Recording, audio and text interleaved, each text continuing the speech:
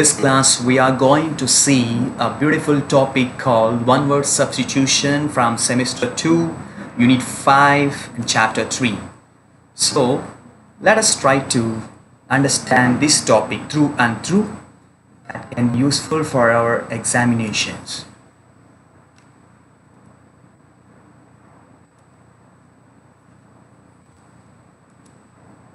So first of all, let us see what is the definition of this topic called one word substitution. Here we have 2-3 words.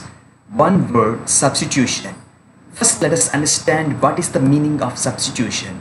Whenever you watch football and cricket, you see this word called substitution. When a player gets injured and the player is substituted or replaced by another player. So we take out that injured player and we send another guy into that ground. Okay, and that is called substitution. Same thing happens here. What we do here, one word substitution is the practice of replacing a lengthy descriptive phrase with a single precise word. So there is a lengthy sentence which is a descriptive, that means explains the concept, explains the profession, explains the person name, whatever.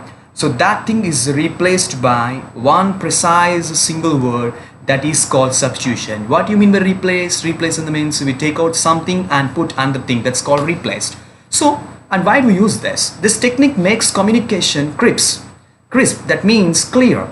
So this technique is used in mostly communication when you talk with people, when we communicate on many platforms. So if you want to save your time and if you want to be clear whatever you say, you can use this method called one word substitution. And we can be concise and short and professional without altering the original meaning. So we are not compromising the original meaning of the sentence, but we are just replacing that sentence with a single short crispy word. So that's called one word substitution. So in order to make you understand, let's go with the few examples that we have here. So I will show you examples here. You can see first one, a person who loves animals. So here is a description, a lengthy description about a person who loves animals. So instead of saying this lengthy description, you can just use the word zoologist. So one person who loves animals is called zoologist. Of course, this word you already know, zoo, which is related to the animals. We say zoologist, study of animals, kingdom. Okay, so a person who loves birds. So we are talking about a person who loves birds. With one word, you can substitute this lengthy sentence. That is ornithologist. A person who loves birds. A person who loves mankind. Philanthropist. So there is a word that can replace this lengthy description. A person who loves mankind, who like Mahatma Gandhi, Jesus Christ, Buddha, who loved these people, who loved the mankind. These people are called philanthropist. Phila means love, anthrop means human being. So philanthropist means together. It's a single word used for a lengthy description. A person who loves mankind. A person who hates mankind. We have an opposite to this previous word. One who hates mankind can be called as misanthrope. Mis means hate. Anthrop means a human being. Misanthrope. A person who believes in God. A person who believes in God is called theist. The root word the means God. Ist means follower. One who loves God is called theist. And one more word, atheist, which means who doesn't believe in God, who doesn't like God, is called atheist. A means absent. A means unlike. The means God, ist means follower, atheist. A person who can speak 2 languages. For example, if you speak Telugu and English, you will be called as bilingual. Bi means 2, lingual means lingua, which is related to the tongue speech. A person who knows everything. So omniscient, there are so many words which start with this called omni. Omni means all. Scient means knowing. So if you know everything, you will be called as omniscient. Of course, God is the only one person who knows everything. So God has some attributes, or God has some qualities. He is called omniscient, that means one who knows everything. Omnipresent. Omni means everything. Present means to stay. So God stays everywhere. God is everywhere. So it's called omnipresent. Omnipotent. There is one more called omnipotent. Omni means everything. Potent means doing. He can do everything. So these 3 attributes are qualities are attributed to God. Next, we have two more sentences here with substitution. A place where sick people are treated. You know that hospital. You don't explain the thing like, if you want to go to hospital, you don't tell people, I want to go to a people where sick people are treated. No, you just use the one word, hospital. A speech made without preparation. For example, if you're asked to talk about any topic, you'll be given a mic and you talk just like that. That's called extempore. You don't prepare. You have not prepared before any topic. Just you speak on certain topic. That's called extempore. So like this, a single word is used in place of a lengthy description. That is called one word substitution. So I would like to give you some more examples which can make you better in understanding this particular topic. A person who never gives up. Determined. For example, you are determined to crack civils. You are called determined. That means you are strong-headed person.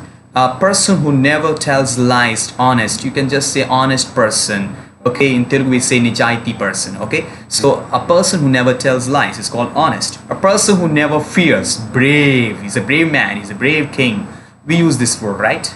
A person who never wastes time is called punctual. He always tries to be in time or on time. That person is called punctual. A person who never shares is called selfish. If you don't like to share your food, your time, your energy, your whatever, you will call me as a selfish person. A person who never helps others is called unkind person. A person who never listens is called stubborn. For example, there are stubborn students, stubborn people who never listens to teachers or who never listens to your parents. You'll be called as a stubborn. A stiff-necked people also we say. So one word we can use this person. People, those who never listens to elders, that's called stubborn people. A person who never forgets is called memorable person. A person who never smiles is a gloomy person. Gloomy means a very sad person, sad-faced person. And there is one more word which is called opposite to this word, bloomy. If you replace G here with a B, it's called happy person, smiling person, bloomy, like a bloom, the flower blooms, right? So here it's gloomy, which is a sad-faced. If you say bloomy, you are a happy-faced. A person who never feels tired, energetic man, energetic teacher, energetic student, energetic player, use this word, right? A person who never follows rules is called rebel. You rebel against the government. Nowadays we see some party people going against government students because of some leakage in the neat paper. They're called rebels. We don't say some rebels are some for justice, some rebels just time waste people like. A person who never forgives is called revengeful. Okay, he's always tries to revenge. Revenge means taking repaying for what other people have done to that person, okay, with a very bad connotation. So if at all a question is asked in the exam from this very topic, how the question is asked, there is an example in this slide. A disease which spreads by contact. So this is a basically MCQ question where you are provided 4 to 5 options. Okay, so here you have 4 options. You can select one of them. Let us try to understand this lengthy phrase. A disease which spreads by contact. Is it incurable, infectious, contagious, fatal? Of course, the answer is contagious. Whenever you touch someone with some disease, you get through touch, through contact. That's called contagious. Incurable means unable to heal the person. So we don't take this answer. Infectious means some bacteria virus which makes you sick. That's called infectious. Fatal means something that is deadly. That's called fatal. That can cause death to you.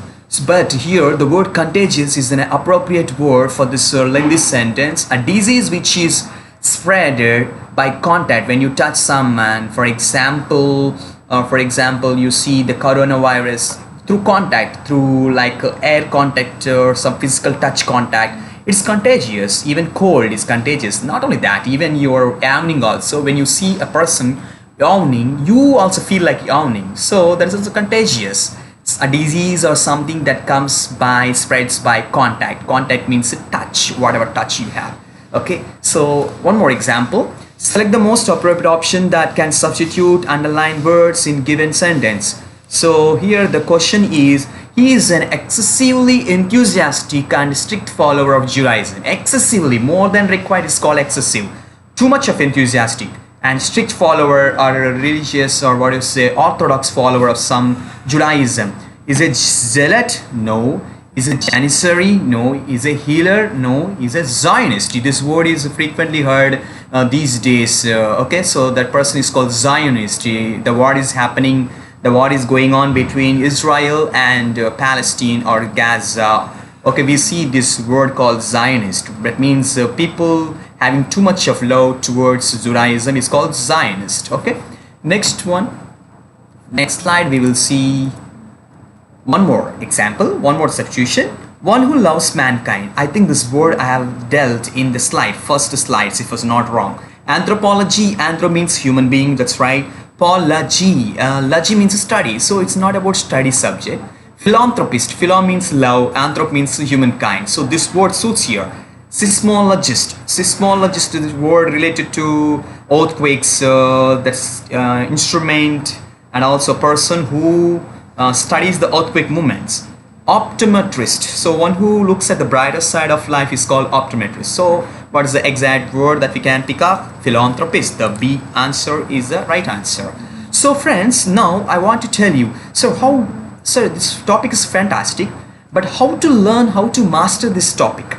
How can we learn? There are so many one word substitutions over there in English, but how can we learn them in an easy manner?